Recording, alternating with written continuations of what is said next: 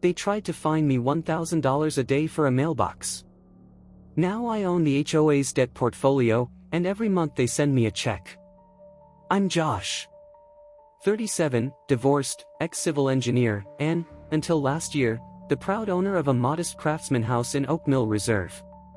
You know the kind, walkable streets, pastel shutters, kids selling lemonade.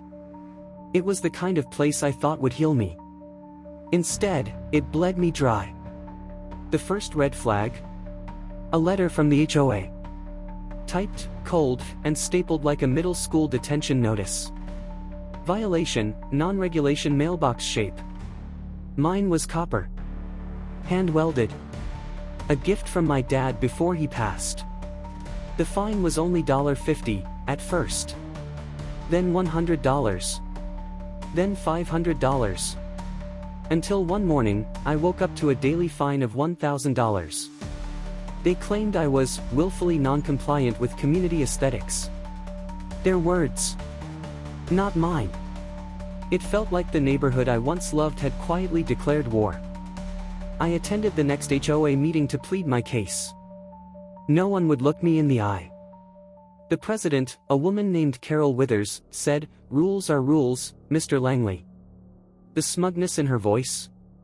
It was the same tone someone uses to shoo a dog off a porch. And I wasn't the only one. Old Mr. Diaz got cited for his drought-resistant garden.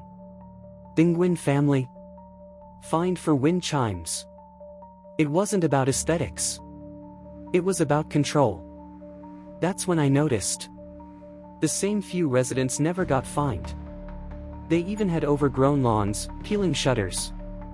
But zero citations. Knowledge nugget number 1. HOAs cannot enforce rules arbitrarily. If selective enforcement occurs, homeowners can sue under equal protection violations. The tipping point came when I received a lien notice. I nearly choked on my coffee. They had filed a property lien for non-payment of $42,000 in compounding fines. That number was insane, and conveniently, just under the threshold where some states allow foreclosure without a court hearing.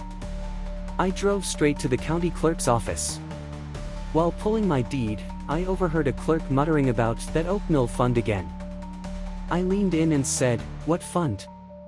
He slid over a stack of documents, HOA filings. Nestled inside? A shadow account. Named OCI Development Resilience Fund. It wasn't public, and it wasn't regulated. Carol and 2 others were siphoning money from fines into it. The fund had nearly $700,000 in it. Mostly from liens, like mine. That's when I realized. This wasn't about my mailbox. This was a racket. I started digging. Carol used to run a now-defunct real estate investment trust in Miami. One that got fined by the SEC for misappropriating development grants. Her husband, not dead, like she claimed, he was disbarred and living in Arizona under a new name. Every board member was connected to some form of quiet asset harvesting. I called my friend Danielle, an environmental lawyer. Told her what I'd found. She froze. "Josh," she said, "this isn't just HOA fraud. This touches federal regs."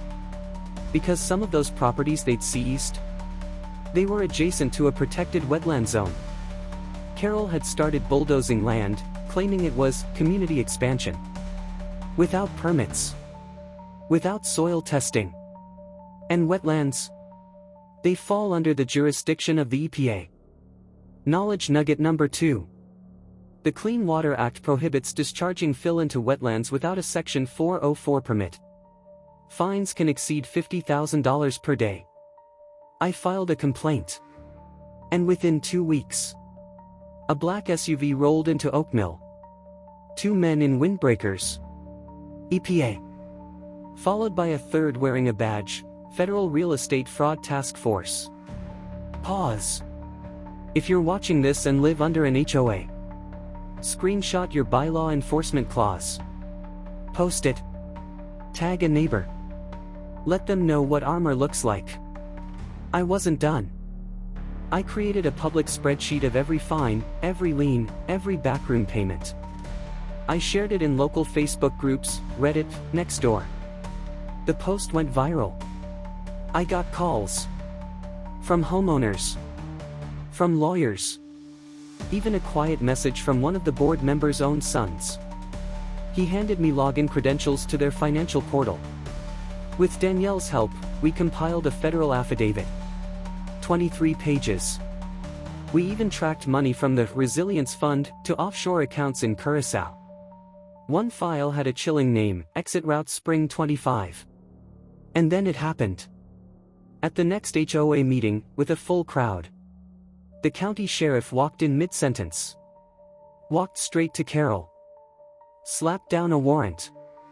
Carol Withers, you're under arrest for fraud, conspiracy, and environmental violations. The room erupted. One guy clapped. Others gasped. She hissed at me as they cuffed her. You'll regret this, Josh. I smiled. I already don't. Knowledge nugget number 3. Homeowners can petition for a full HOA audit under most state nonprofit codes. You're entitled to financial transparency. What happened after felt like waking up from a fever dream. The Oak Mill board dissolved.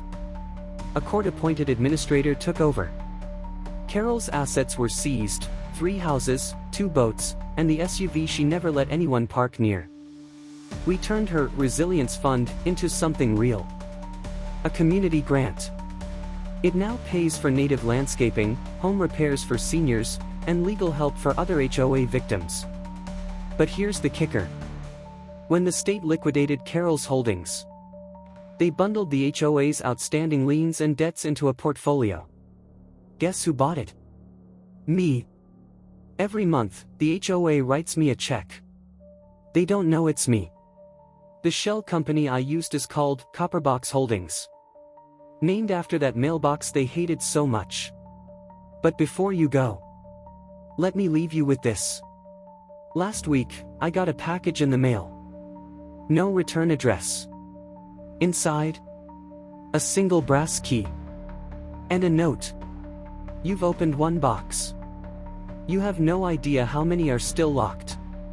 Next week, the city council that tried to steal a solar farm.